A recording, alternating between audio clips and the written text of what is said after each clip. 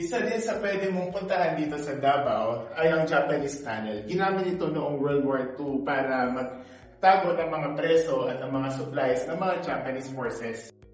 Matagal na itong tunnel. Actually, na-discover lang to noong around 60s nung gumagawa ng highway sa malapit. No? Maikli lamang yung tunnel, pero ang sumatotal na haba ng tunnel ay 7 kilometers. At aabot hanggang exit mall papuntang dagat. Kaso dahil naging private land na ang mga ibang parte ng tunnel, hindi na natin pwedeng malakaran lahat. Pero ito, nagamit para for tourism purposes. Maliban sa hideout ng mga Japanese forces, ginagamit rin ang tunnel para magkulong ng mga captured Filipino or other lahi katulad ng mga American soldiers. Kadisang ginagamit rin itong kulungan, itong maliit na butas, at sabi daw ng ating tour guide kanina, 6 ang kasya sa loob. So imagine napakaliit para maging isang kulungan. That's geisha po, entertainer independence, what they call geisha. So Japanese tunnels, sir, one of the historical places in Davao City. Ito po yung naging garrison ng Hapon, transportation. Pero ang nag-practice mga Pilipino pa. Ang pagbisita sa Japanese Tunnel ay isang paraan para makita ang bahagi ng kasaysayan noong panahon ng digmaan. Ito ay paalala ng mga nangyari noon at ng mga aral na natutunan mula rito. Sa dulo ng aming pagbisita sa Davao, pumunta kami sa isang tindahan para bumili ng pasalubong.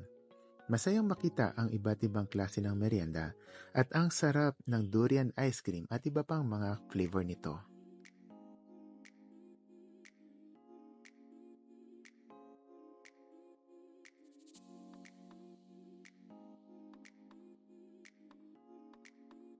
Grabe ang saya dito sa Davao. Ang dami naming napuntahan. At mukhang kulang pa, kaya babalik pa kami dito.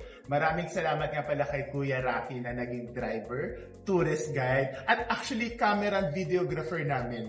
Kaya laking tulong mo sa amin, Kuya Rocky. At sa mga taong nag-welcome sa amin dito, napaka-friendly and accommodating. Kaya ang sarap balik-balikan ang Davao.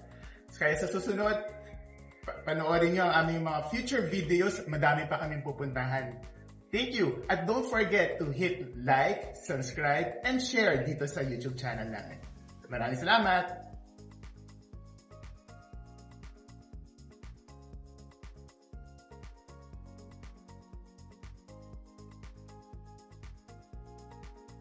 Pudge, kasha. Tapos, saan ako titigil? Dito? Kasi dito malapit eh. Dito lang. Okay. Baka record pa? Hulaan nyo kung saan kami papunta ngayon. Dito kami ngayon sa Kaohsiung City, Taiwan!